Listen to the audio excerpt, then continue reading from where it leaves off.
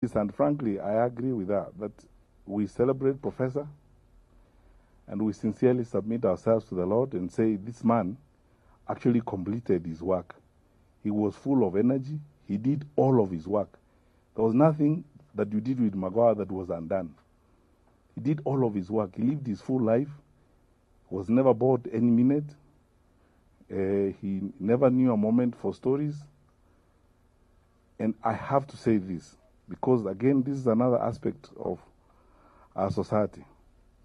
In a country where these days we hardly go through a day without being reminded about the regions, who comes from what region and what region is important, what region should own government, and so on and so forth.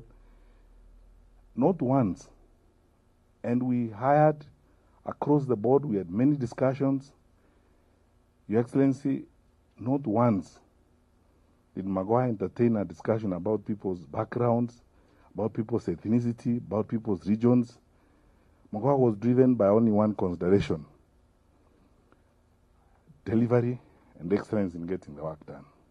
His disdain for politics was not concealed, and his impatience for mediocrity was real. He had no time for pettiness and small talk, and small things around town. He was always driven for results. He said, what does number one want? That's what we do.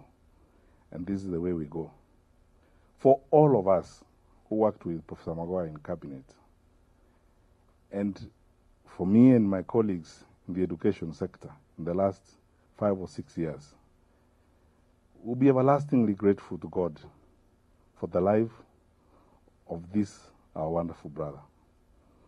And if there is anything we can do in this world as a tribute to Professor Magoha, in our small way, wherever life takes us, wherever life finds us, we just try to emulate that thing. Honest, sincere delivery of service to the people, period. Nothing else matters. And because of that, a lot of work was done in our country. Your Excellency, there are many things to say. There's problems that you demanded solved and how you wanted. For example, a reorganization of the CQI program by the World Bank. We would never actually have discovered the challenges with that program if Magoha had not served as the Minister of Education.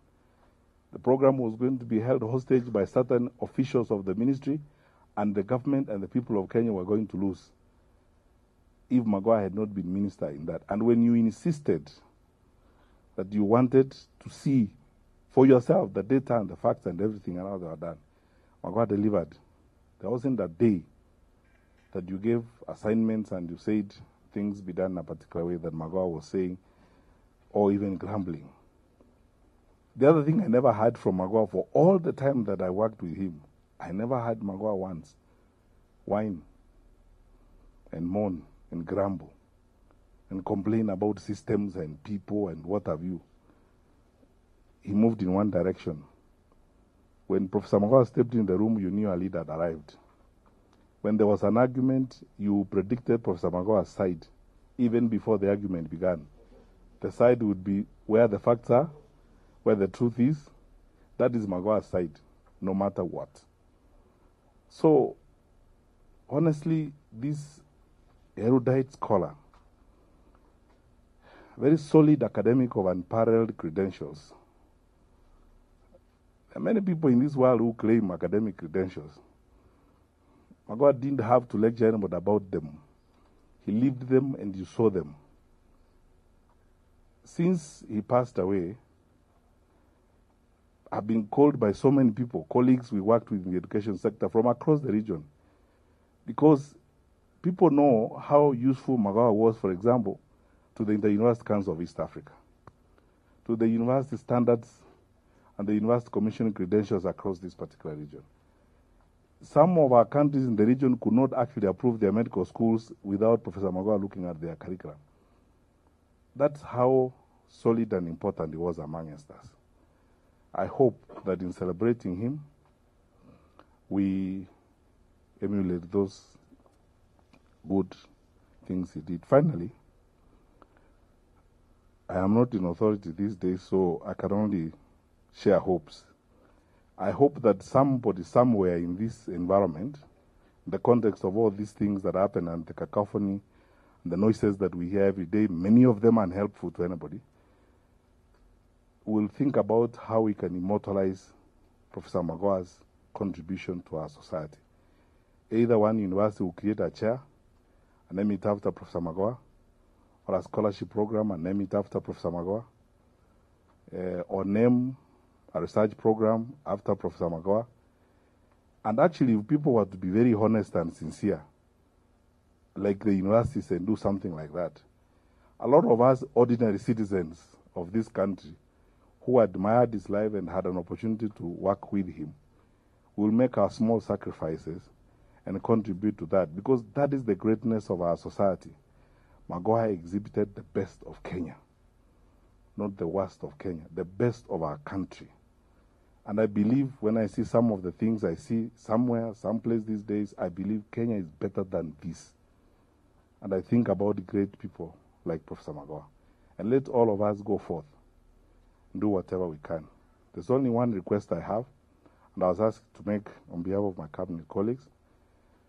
Mama, I'm told there are 1 or 2 kids that Professor Magoha was supporting for school fees. Michael, my cabinet colleagues, those of us who served with Magoha in cabinet, under the leadership of our president,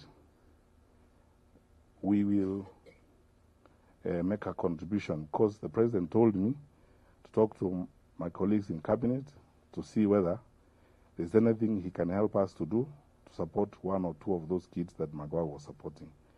Let none of them be stranded on account of our brother's departure. Our president is keen on this. He has invested a lot on this. He will help us and guide us to try and help some of those kids so that they are not stuck. And we will work together the way we have worked together, quietly with my brothers and sisters, ex-PSS, so that we also honor our colleague, because I think it's a morally right thing to do. It's the honest thing to do, and even in the face of God, it's the just and sensible thing to do at this time. We wish you all the best. All my colleagues who are not here, some of whom have traveled, have sent their messages of condolences. They're here. Michael, you know we are in very deep conversation with you on things that we need to do, some we don't need to say here. And I want to assure you, we will work with you. We'll do the best we can. No one, let's not pretend, no one will fit in Magoha's shoes.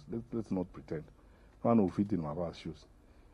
We can only do the best we can, the way God will help us, or whatever God will help us to do, just to alleviate momentary pain and help you move to the next day as we all continue walking the journey of this life. May the Lord shine his face upon you. May the Lord hold you with his mighty right hand. May the Lord bless you indeed. And Michael, there's nothing more challenging than to walk in the footsteps of a towering father. May the Lord bless you, so that as you sustain that name and that generation, God will raise you up to keep to that particular legacy. Thank you.